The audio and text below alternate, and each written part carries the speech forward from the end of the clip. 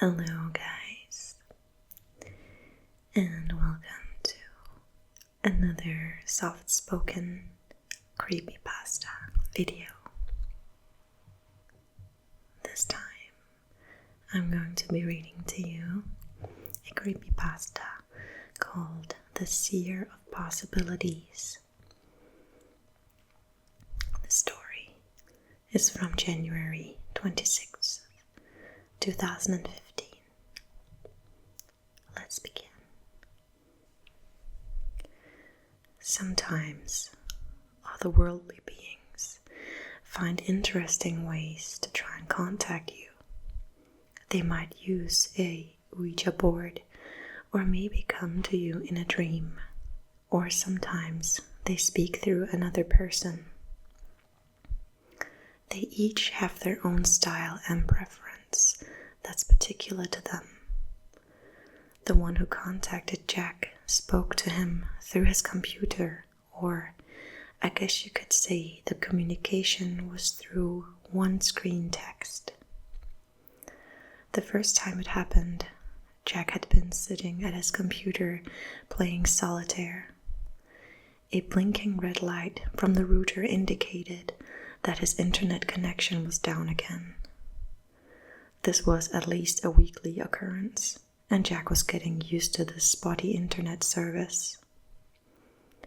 As he moved his cards, the game faded into a solid black screen, and the red text appeared.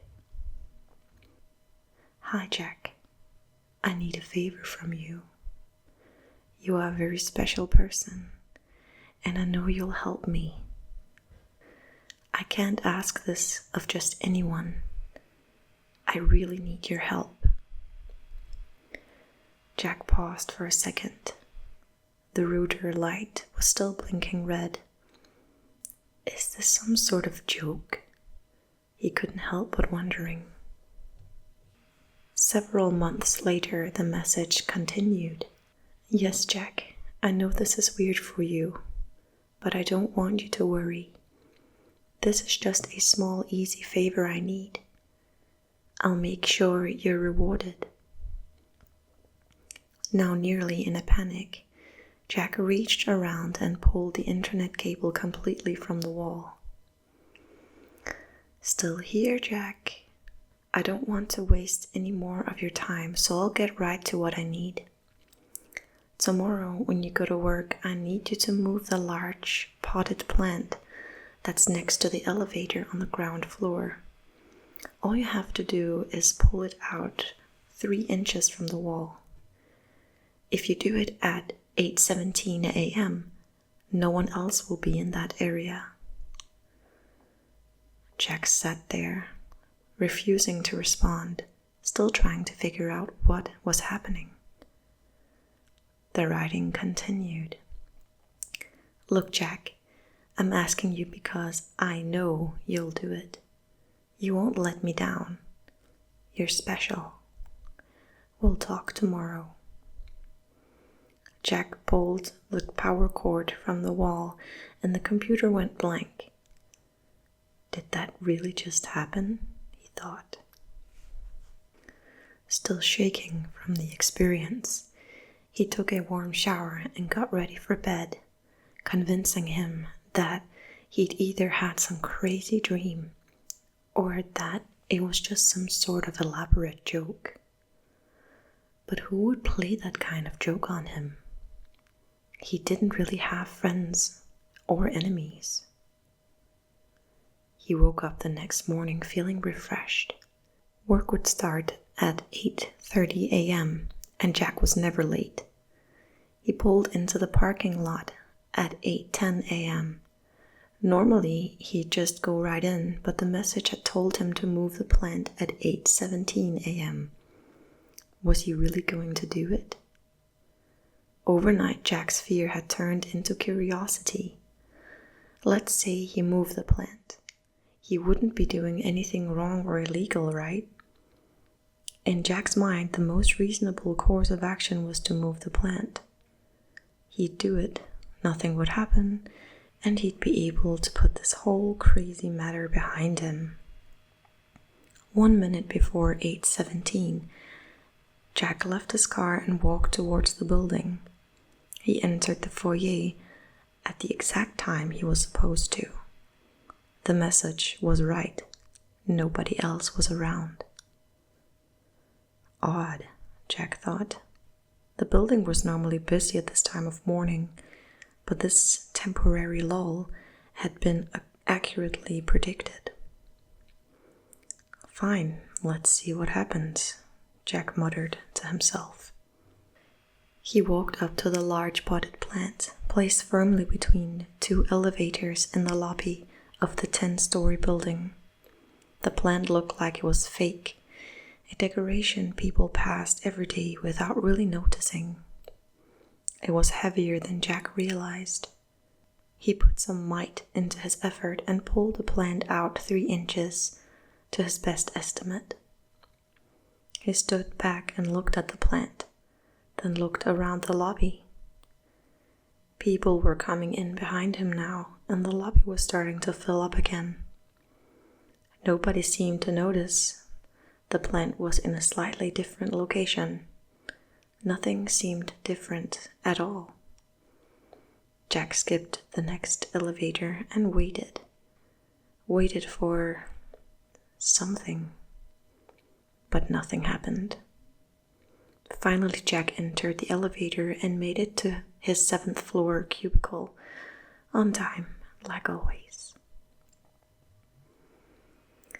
If you ever asked Jack's co-workers to describe him, you'd hear words like polite, quiet, respectful, and competent.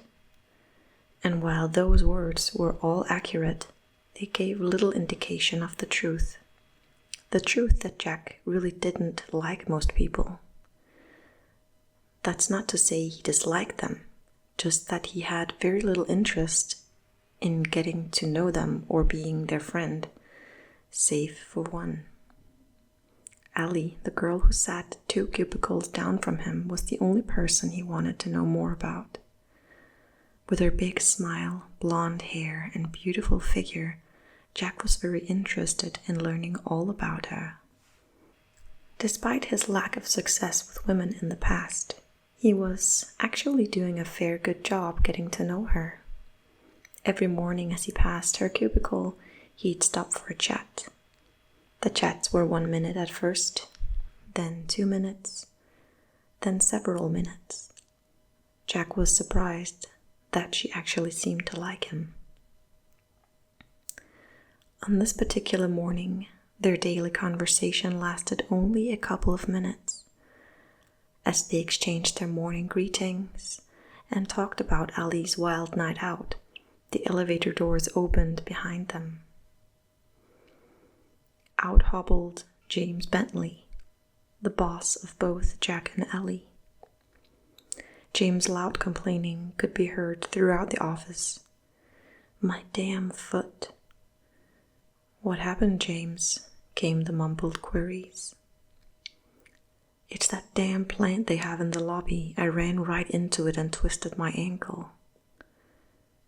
"James, you can barely walk. You need to go to the hospital," came Allie's concerned reply. "Can't do it now. I have meetings all day. Too important to cancel. I'll just have to tough it out." Jack, feeling stunned, left Allie's cubicle mid-conversation and sunk down into his chair. It was his fault, he was sure of it. How could he have been so stupid and careless? Still, no use in worrying about it now. A twisted ankle would heal. Everything would be all right. Upon his return home, Jack went immediately to his computer and turned it on. As soon as the computer booted up, the screen went black, and a new message popped up. "How was your day, Jack?" He sat there staring at the screen, not knowing how to answer. The message on the screen continued. "Actually, I know how your day was, but never let it be said that I'm not polite. You're wondering what's going on. You want to know why James Bentley had to twist his ankle. Well, Jack, this chain of events isn't done playing out. I don't want to tell you too much too soon, but this will all make sense to you in a short order. Just go to work tomorrow like you normally do. Don't worry about a thing, Jack. You'll be rewarded. You're special. Talk to you tomorrow. Jack sat back in his chair. What was going on? Who was this sending him messages? Jack's curiosity was fully engaged, and he was almost a bit excited to see what would happen next. The next morning at work started off as an ordinary day. Jack noticed that the plant had been pushed back fully against a wall, probably by the night cleaning crew. James Bentley showed up shortly after lunch, hobbling into the office on his one good foot. "Man, this foot is killing me," Jack could overhear him say. But apparently James still had a meeting he didn't want to miss. It wasn't until 3 o'clock that Jack saw him again. James, who always seemed to prefer Allie over others, came limping up to her cubicle. "Allie, you're not doing anything right now, are you?" No. Nothing that can't wait until tomorrow, I guess." "Good. Could you please drive me to see my doctor? I probably should have gone yesterday, but I just couldn't get away. This pain is just killing me right now, and I don't think I can drive myself. I barely made it here this morning, and I don't think I can even push the gas pedal right now. We can take my car if you want." "Yeah, that's fine, James. I don't have a problem taking you." Turning to Jack, she said her goodbye. "See you tomorrow, Jackie." She put on her coat and slowly followed James as he struggled down the hallway. She gave a half turn and a shrug in Jack's direction, with a little smile as she walked away. Jack felt even lonelier than normal when she was gone. It was 10 minutes later that they all heard the crash. It was predicted by the loud horn of an 18-wheeler and screeching brakes.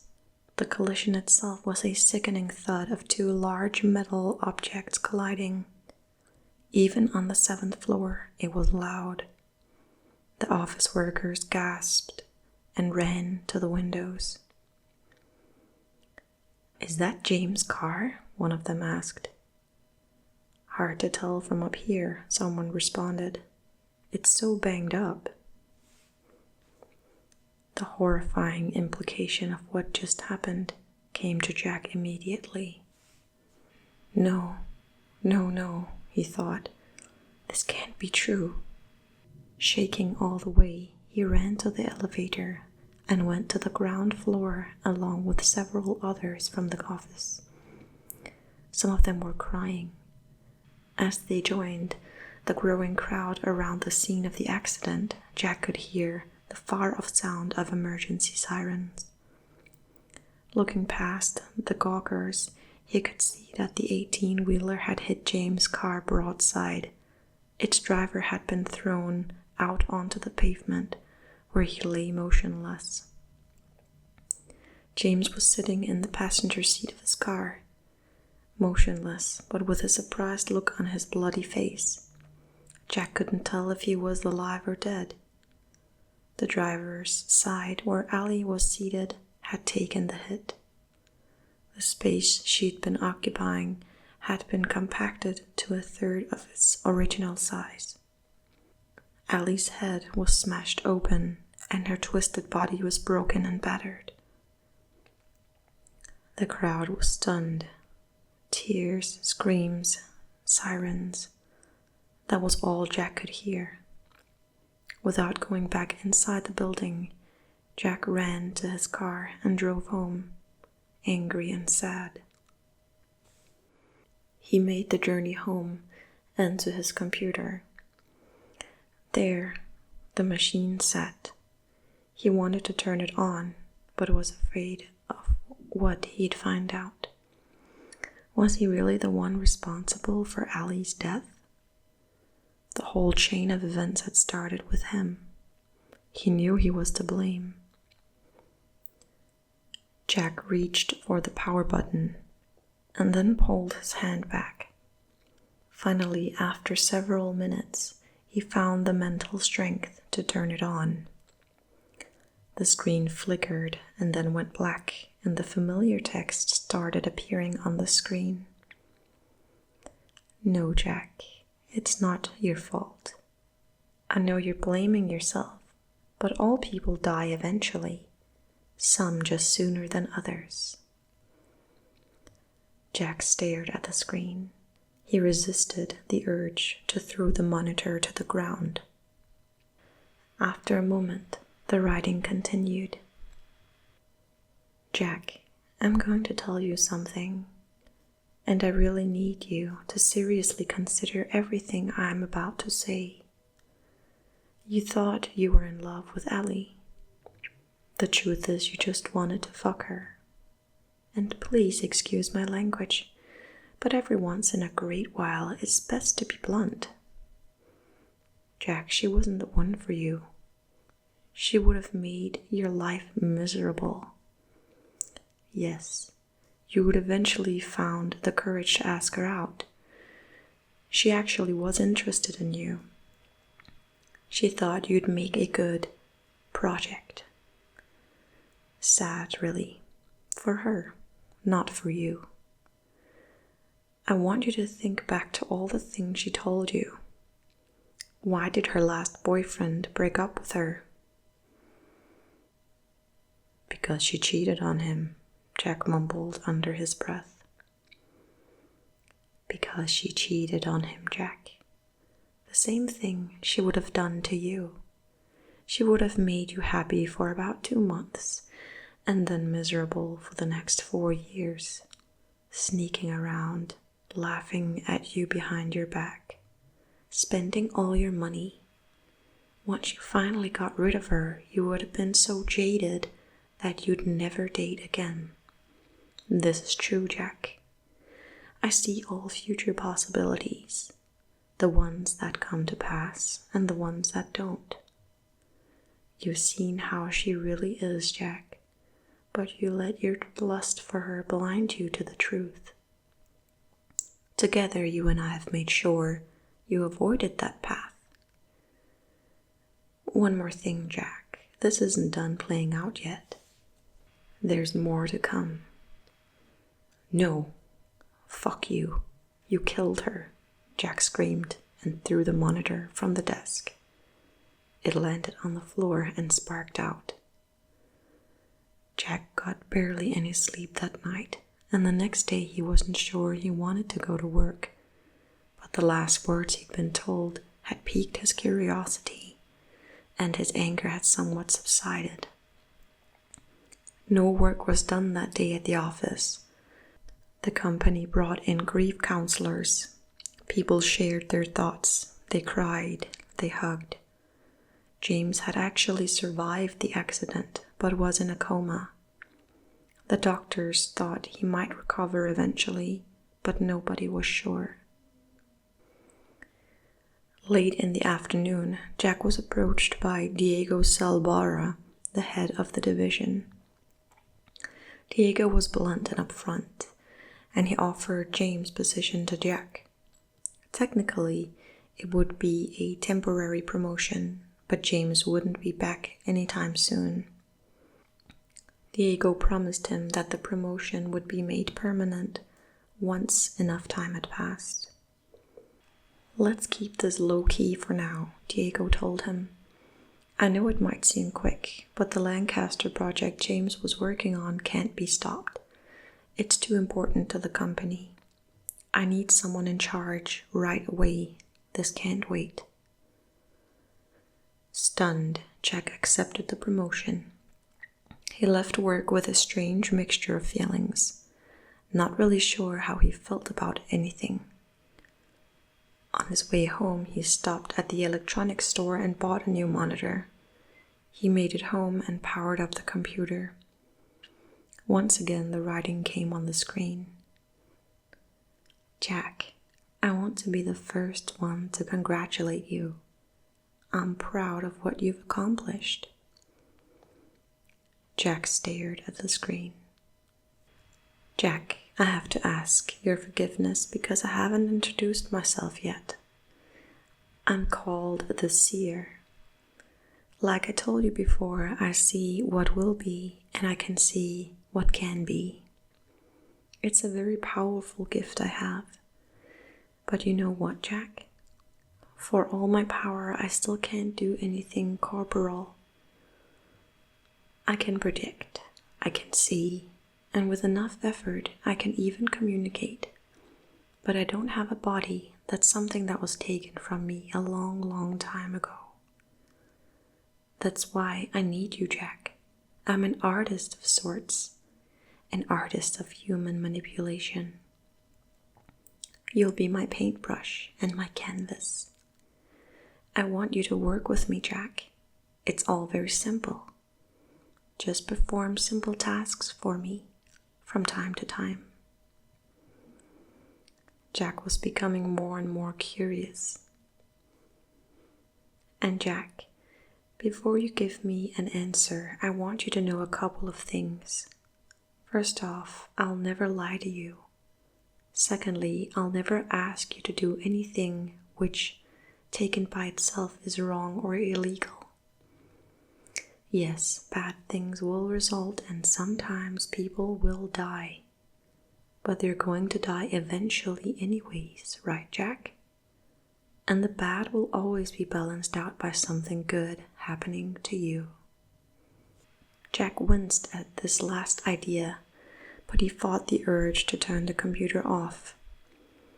The Seer was right. Everyone would die eventually. Why not let something good come of it? And what about never lying to him? If he'd known at that time that Allie was going to die, he'd never have gone through with the original favor. But as he thought more about it, he realized the Seer hadn't lied to him, but had only withheld information. Still, Jack wondered if he could trust the Seer. Work with me, Jack. Together we'll make incredible things happen. I'm just asking you to perform little tasks for me from time to time. Oh, but these little tasks will have great consequences. They're going to be beautiful, Jack.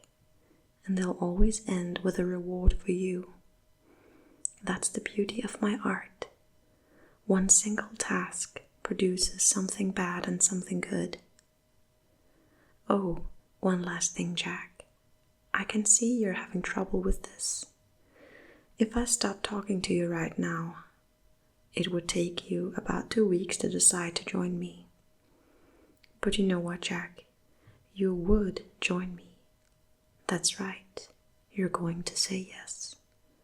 So instead of waiting, why don't you just say yes to me now? Let's get started, Jack. And when all this is over, you are going to thank me. I promise you. Jack considered what the Seer had just said. His initial feeling of revolt was slowly fading. He paused, and then for the first time he placed his fingers on the keyboard and responded directly to the Seer. What do you want me to do next?